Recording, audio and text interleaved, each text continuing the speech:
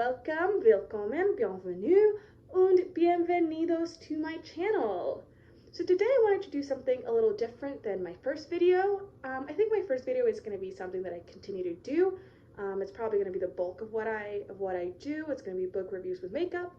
But today I wanted to read a poem, one of my poems to you guys, and I wanted to talk about sort of the meaning of it, how I wrote it, why I wrote it, and really just talk about the power that writing can have, and representation in writing can have.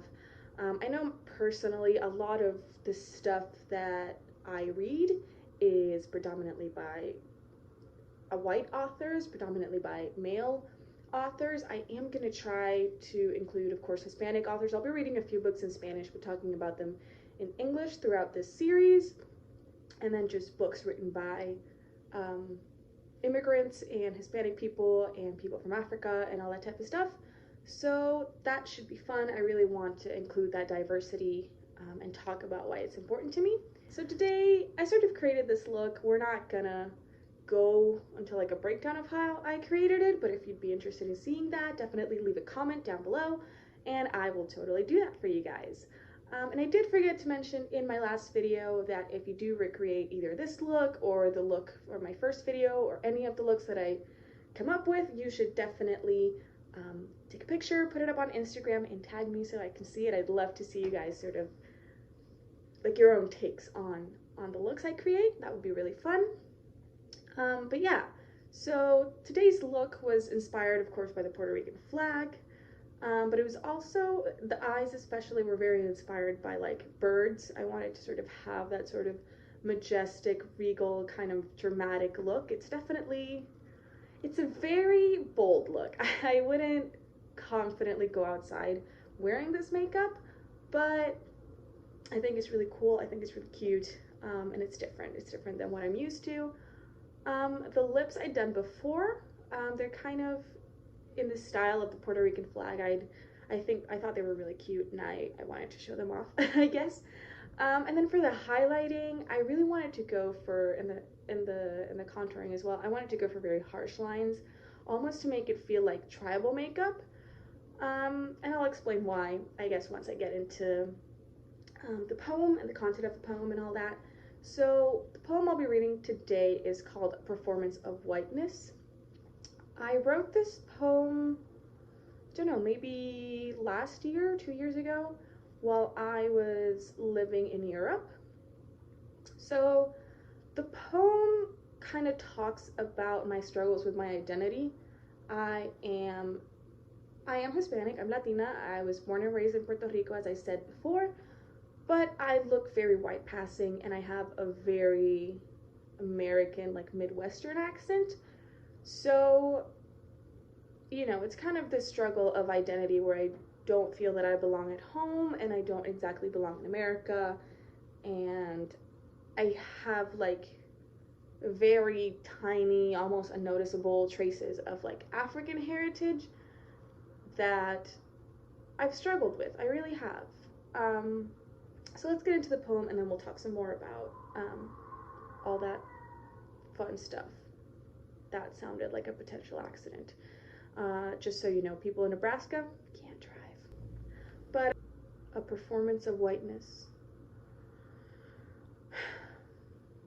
From screens on TV, I'd long for my dark onyx tresses to be lightened by the sun, to shimmer like moonlight platinum blonde. I'd hoped that Mama's Africa's traces could be bleached and chiseled away, a button nose and lips much less plump.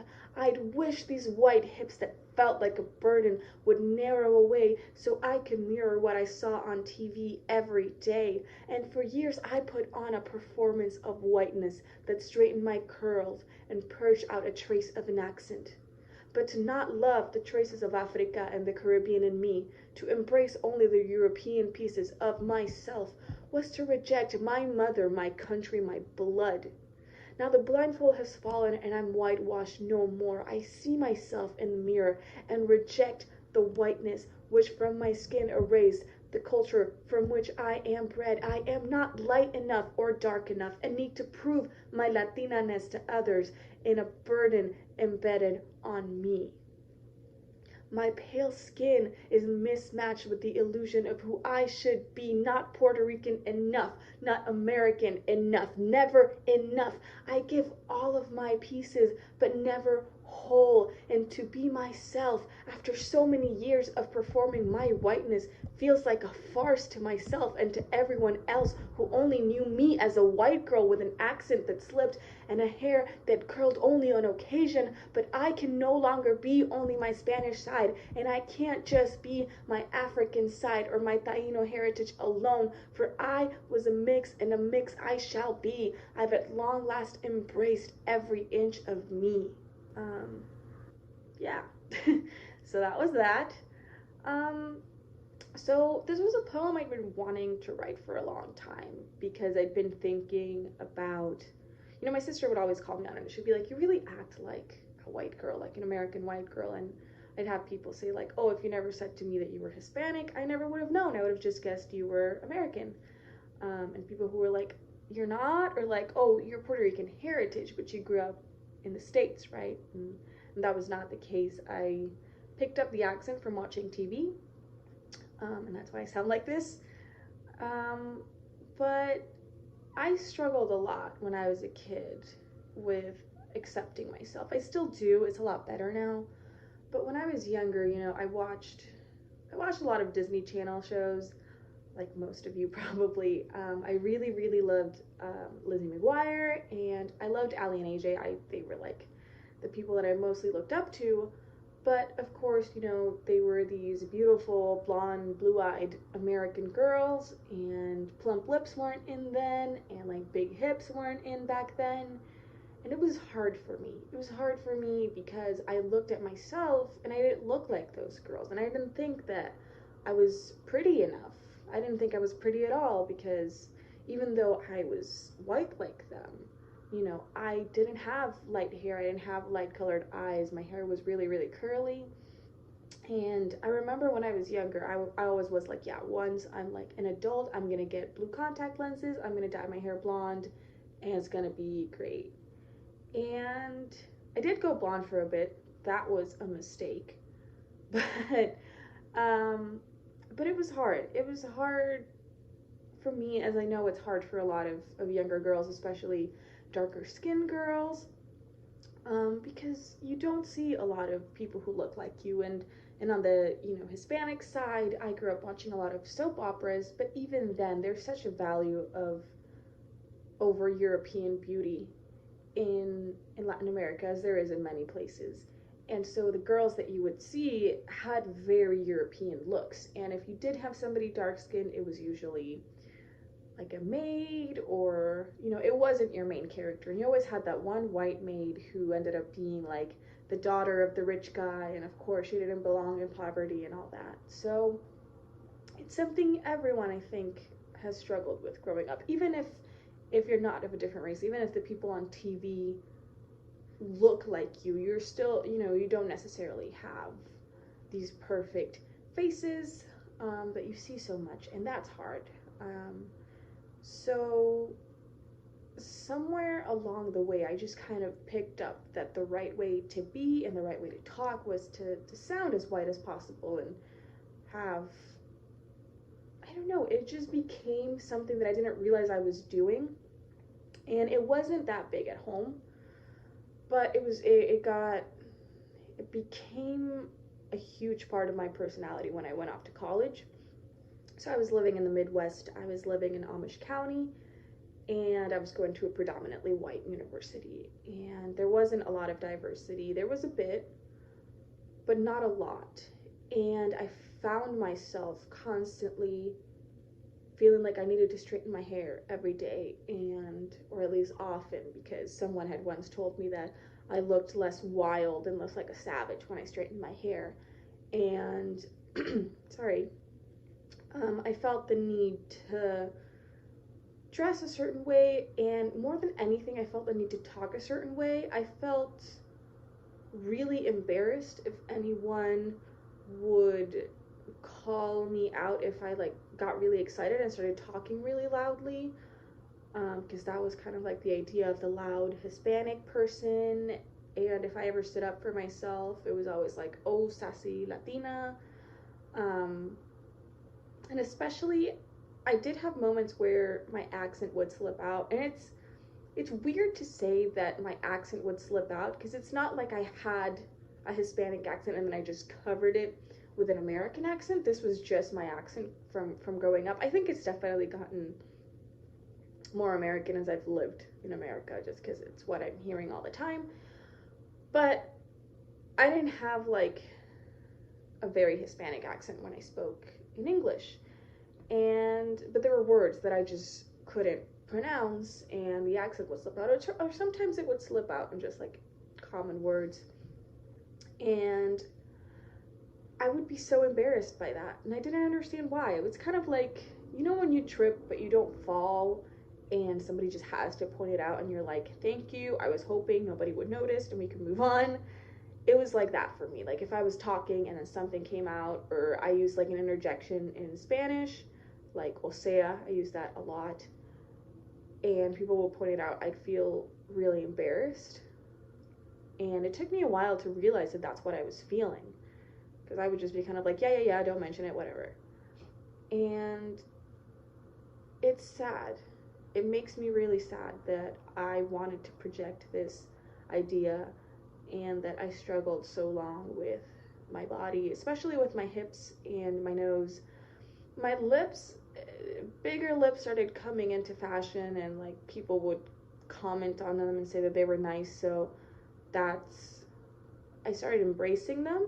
But with my nose and my hips, I've always struggled. I still struggle with them. And I would say they're the more African elements of me. You know, every Puerto Rican person is a mix of Spanish blood, African blood, and Taino blood, which is our native peoples. And I am very Spanish looking. That might be because my like great grandmother was actually from Spain, but I'm very white looking and very European looking. So it's hard for me sometimes to accept this mix. So I wanted to write a poem that reflected that reflected why I was acting that way. Because, you know, my sister didn't get it, because my sister lived in Puerto Rico her whole life as well, and then she lived in Spain. But, you know, she never felt that pressure that I felt to assimilate, to be white enough. And I remember I was in a class, a race, ethnic, and minorities issues sociology class, and I had a professor who really just didn't like Puerto Rican people, and it was really awkward because he knew that I was Puerto Rican. Also, I wore this shirt a lot on purpose, just to be like, hello, still here, still being super offended. But I wasn't outspoken at all when I first started college. I started gaining confidence, actually, thanks to, weirdly enough, maybe, I don't know if this is weird, but for me it was thanks to the English department. They had these incredible women who I learned so much from, and who really made me feel comfortable voicing my opinions. But I wasn't then. That was like my first year, and I was very shy and very reserved, and you know, I didn't want to step on anyone's toes, but it was really uncomfortable sitting in a room full of white students who weren't questioning the things our professor was saying, and who didn't see anything wrong in sort of marginalizing international students. And I didn't mean that for me, because I didn't really count as an international student. But I did get asked a lot, some courses asked for projects where you had to talk to somebody from a different culture. And a lot of people would come to me, and I had one person in particular say, well, I'm really glad I found you, because I didn't want to talk to the international students because they have broken English and I wasn't going to understand them. And that made me really uncomfortable. As it was strange, because I didn't think of myself as somebody who was acting white. I was just myself. But I would have, like I said, I had people point it out and be like, you talk like an American white girl, and I didn't know what that meant, you know? So it definitely wasn't something conscious. I think it's just we have survival mechanisms. Our bodies are made to survive. And as somebody who wasn't confident and who wasn't outspoken and who was by herself for the first time in her life, she didn't have family or friends or anyone around, I thought, I guess, that the best thing to do was to put on this performance of whiteness. That it was strange because I am so proud of my country and I love my country. I love talking about my country. I'm one of those people that you meet and it's like, hi, my name's Maria and I'm Puerto Rican. It's like the second thing out of my mouth. And I didn't have a problem talking about it, but I don't know. It was strange that there were just little quirks that I wanted to hide because they just made life more difficult. But then as I got older and as I became more outspoken and more involved in more diverse communities, I actually started raging against how pale I was and how American I sounded, because it didn't feel like it was my place to talk about diversity issues and talk about race issues because I didn't face a lot of them. I had microaggressions that I know most of them, weren't intentional. It was a lot of like, oh, but you don't have an accent. Oh, but there's no way you didn't grow up in America. But you sound so white, but you look so white. Once in a while I'd get the like, oh, you can't be a writer. You're Hispanic and a woman. No one cares what you have to say. Or like, you're just going to be a housekeeper. Or, all those comments about like cartels and stuff. But, I didn't face the discrimination that even people in my own family would face because they do have an accent and they don't look like white girls or like Americans. But it felt, and it still feels sometimes weird talking about stuff because I know that I can't relate 100%. I know that I have a privilege that not every Hispanic person has. So sometimes it's hard, and that's why I wrote that line about not Puerto Rican enough and having to prove my Latina-ness, because it's strange. I don't know. If you've seen One Day at a Time and the character Elena, she is very much white passing, and there's like an episode where she's talking about how she wants to be oppressed, and then she celebrates because she's like, I'm a woman and gay. It's still gonna happen, which I found really funny. It was relatable. But the part that really stuck with me was the fact that I did. It's weird. You want to be oppressed because you want to be able to talk about these things and feel like you have authority and a right to talk about them. And I didn't have that. I still don't feel sometimes like I have that because of the way I look. And it's hard to have to prove something because, people expect you to look like, like J-Lo, or whatever. You're supposed to have tan skin and look and act a certain way, and when you don't, you feel like a farce. And the culture I come from, it's very big, like loud party social culture, and that's not really me, I would say, most of the time. So it felt like even in my personality that wasn't where I belonged, and it got even more confusing when I went to Ireland because suddenly I was like surrounded by these people and I did fit in to a country I had like no ties to whatsoever. So I use my writing a lot to talk about identity and to talk about not just race, but my identity as a person. And I feel like we overlook that a lot with literature. We talk about like social topics and everything, but every character is struggling to find their identity. And so yeah, I don't know where I'm going with this. It's harder for me, when I started trying to accept myself. I have my hair straightened right now, but I have been wearing my hair curly way more often now, and I feel more comfortable talking in Spanish in public. Like, not like over the phone. I was fine like talking over the phone with my family, but like if I was with another Hispanic person, I'd sometimes feel a little, I don't know, I would feel like people would just stare, and so I'd be like, kind of awkward.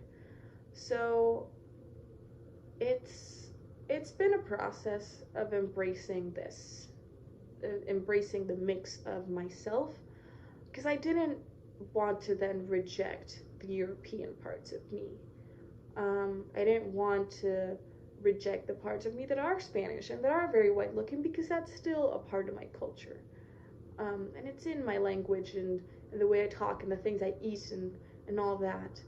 But I wanted to learn more about the other parts of myself. I would love to know, like, what parts of Africa, like the people who came to Puerto Rico were from.